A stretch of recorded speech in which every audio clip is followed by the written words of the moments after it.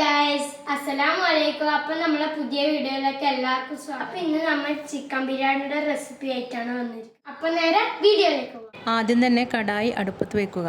കടായി ചൂടായ ശേഷം അതിലേക്ക് 2 ടീസ്പൂൺ ഗീയും ആവശ്യത്തിന് വെളിച്ചെണ്ണയും ഒഴിച്ചു കൊടുക്കുക.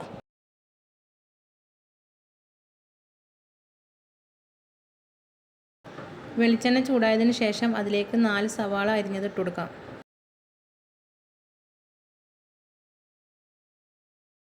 സവാള നല്ലോണം വാടിയതിന് ശേഷം അതിലേക്ക് ഇഞ്ചി, വെളുത്തുള്ളി, പച്ചമുളക് ചതച്ചത് ഇട്ട് കൊടുക്കാം.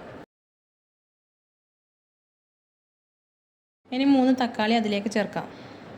1 സ്പൂൺ കുരുമുളക് പൊടി, 1/2 സ്പൂൺ മഞ്ഞൾപ്പൊടി, 2 ടീസ്പൂൺ ഗരം മസാല, ആവശ്യത്തിന് ഉപ്പ്. ഇതിലേക്ക് ഇത്രയും മസാലപ്പൊടികളാണ് വേണ്ടത്. ഇനി കഴുകി വൃത്തിയാക്കിയ ചിക്കൻ അതിലേക്ക് ഇടുക. ഇനി ഈ മസാലപ്പൊടികളെല്ലാം ഇതിലേക്ക് ഇട്ട് ഇളക്കി യോജിപ്പിക്കുക. അതിനുശേഷം ഇതിലേക്ക് 3 ടേബിൾ സ്പൂൺ തൈര് ഒഴിക്കുക. ഇനി ഇതിലേക്ക് ആവശ്യത്തിന് മല്ലിയില ചേർത്ത് കൊടുക്കാം.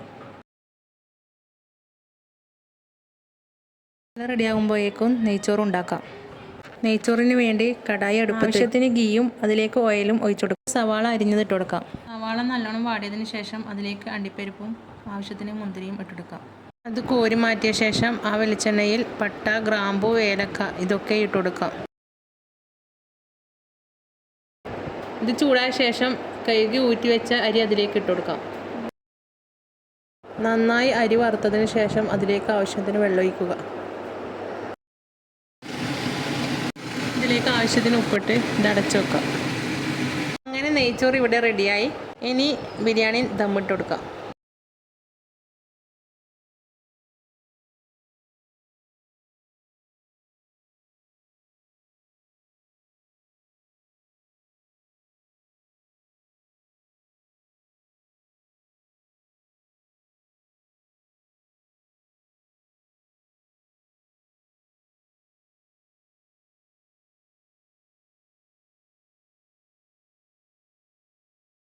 അങ്ങനെ ബിരിയാണി ഇവിടെ റെഡിയായി.